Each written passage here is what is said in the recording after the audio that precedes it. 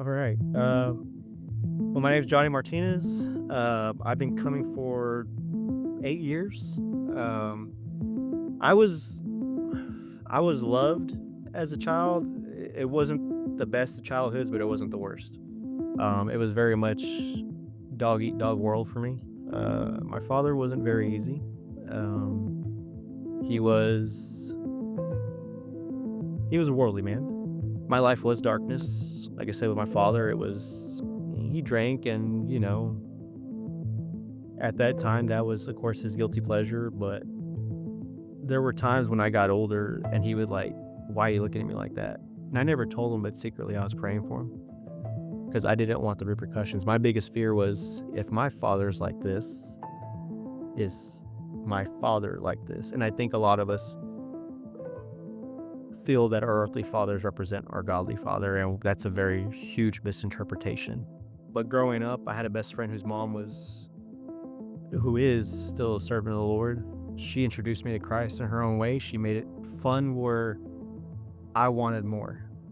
And it wasn't because the games were cool. I got to eat a nice hot dinner. I got to drink Kool-Aid, and no pun intended there. But I had someone that wasn't my mother show me motherly love. And not that my mom never did. It was just I had someone that was there. I still call her mom to this day. I love her very much. She is a mother to me, spiritual mother. We still talk about Christ once a week. One day I understood.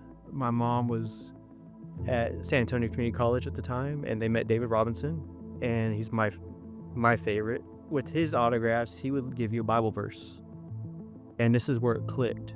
It was Matthew 5:13. For ye are the salt. And I just like, what does that mean? So at that age, as a young age, I was probably about 9 or 10 when I got this. My mind started finally like, who are you? My walk with the Almighty has been, up to this point, very much of him calling me like, hey, I'm here. Come to me. Hey, look, check out that balloon. Life's distractions, worldly pleasures, things that those of us that walk the faith understand. It could be money, it could be, fleshly desires, what have you. And I go check out the balloon, and when I come back, I'm a little battered, scuffed up. And it happened a few times in my life, but I'm where I'm supposed to be now. But God was still in control. He's like, if you're not going to stop, I'm going to stop you.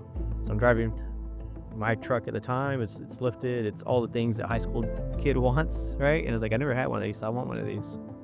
I come to a stop because I see some landscapers doing work, and they have a skid steer, and one guy's looking at me, and I'm assuming that this is the traffic control guy. So I look at him, he looks at me. Of course, I'm a construction company, so I know how this goes. And he looks around, and he's like, all right, cool. So I'm going no more than 10 miles an hour. This guy in the skid steer reverses in literally 0 turns. And I saw it coming in slow-mo. Well, luckily this skid steer had a pallet of grass, so it got under my truck and lifted me up at an angle. Well, instinctively, like, I need to turn the truck this way or I'm going to flip. So I did, and when the truck came back down to earth, everything followed with it. So my lumbar and everything below compressed and blew every vertebrae. I get home, laying down for the next 9 months. But before we get to the 9-month marker, 3 months in, a buddy of mine, which is a street preacher, tells me, God's telling you to open your book. And as soon as he told me that, I was like, I don't want to right now. He's telling you, I'm telling you. You know how he works. Like, oh, I know how he works. I don't want to right now. I'm in pain, this and that, painkillers. But within an hour after we hung up, I heard God in my head. Open your book, Johnny. And I'm arguing with God. And I was like, I'm hurting. Okay. And for a few minutes, the pain was gone. Well, I'm upset with you right now. Okay. A few more minutes, I had peace. Everything that I said, he counteracted with a remedy, a blessing, a miracle. To the point where, where's your excuse now? Open the book. And it wasn't friendly no more. It was, this is the God I serve. So I sat at the kitchen table, throwing a fit like a 5-year-old child. sit down, open my book, and the book it first goes to is Hebrews. Chapter 12, verse 6. For who the Lord loveth, he disciplines. And I saw it and it caught my eye. And the reason it caught my eye, it's like, well, if he loves me, why is he disciplining me? Here I am, thought that God was who Christ told me he was, but he's disciplining me far worse than my earthly father. I'm not going through an abusive time. I'm not, getting yelled at or telling I'm incompetent at the age of 6. My back is broken. How is that love? And the angrier I got, the more his love pursued, washed over me until I finally started understanding. So when I came to that specific verse, again, you stopped me from running my race to run yours. And then it started making sense. So once I finished that book, for the first time ever, and I don't read, to this day I hate reading, I wanted more. So that's where that journey began, coming back to the Father for the first time, second, third time, or truly just the time. But a couple of days later, I'd come to find out that my father had been in a terrible accident. And that's when the world really here's your tribulation. What are you going to do? Time goes by. I stop in probably once every couple of weeks, see my dad, check on him. His memory is fried. He doesn't remember his kids. Sometimes something would stir, like, oh, I remember you. You're my third son. I guess I'm your third son.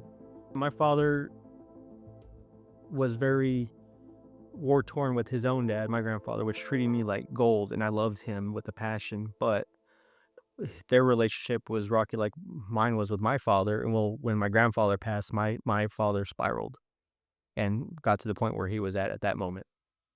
God was showing me that, if you don't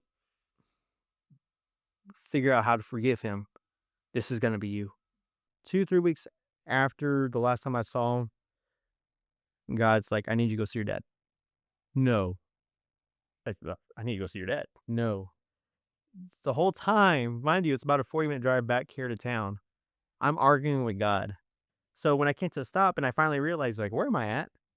And I literally okay, well, I'm here now. I was like, yeah, you're here. You might as well go inside. I go inside. I ask my grandma, hey, Dad in his room? Like, yeah, he's in his room. Knock on the door. He opens.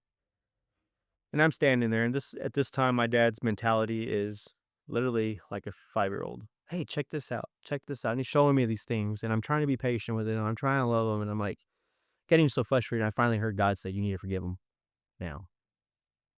And so my dad's talking, and I stopped and I grabbed him by his shoulders and I said, I need to tell you something. I know you don't remember anything. You barely remember who I am. You don't remember what you've done to me, but I forgive you. And when I said that,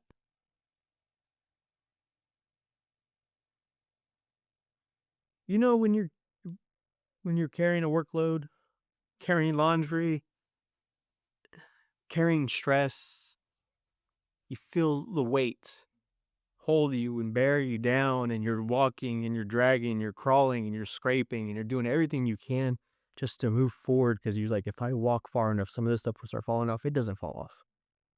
If anything, all the memories, they just keep piling up and repiling, and it just gets heavier. But when I said that it came straight from my personal heart, I forgive you, because what does it matter? You don't remember anything anymore. I'm messing with someone that doesn't recall. It's pointless. And when I came to those terms, when I came to understanding, when I came to realize that he died on the cross for us, it all made sense. And within the snap of a finger, all that weight I just described didn't exist. The chains broke, the cuffs were released. The boulder on my back is nothing more than the air that you breathe. And I stood up and I held him and I hugged him. And with the next words he says, I'm sorry, I don't remember who you are, but I'm sorry. And I stopped and you don't owe me an apology. I'm sorry. I cried and he cried for a bit, and he's crying, laughing, and he's like, I don't remember it. I'm starting to laugh, it's okay. We're two fools not remembering anything right now. Little did I know that was the last time I'd see him. I leave, asking, hey, do you need anything before I leave? No, I'm good. Love you. Never heard my father tell me I love you. 2 weeks later, I get a call. Hey, you might want to come see your dad. He's no longer with us. So I looked up at the sky and I said the question we all know. It's like, you knew, right? Of course you knew. But what I said was thank you.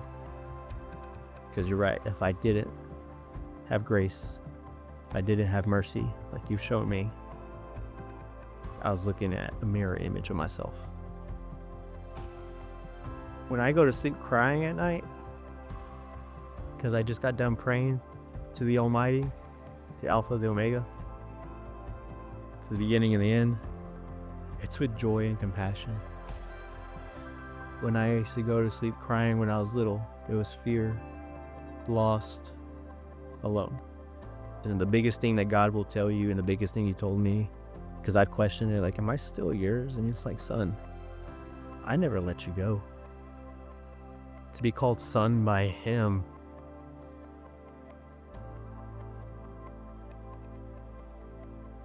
keep searching, keep praying, don't stop praying. Even when you're tired and you feel like you're dragging, take a break in that drag and pray on the ground if you have to, but don't stop. Before God, I was angry and unforgiving. Now with Him, because it's not me, I'm full of grace and mercy. Am I still working on it? I'm better than what I was yesterday.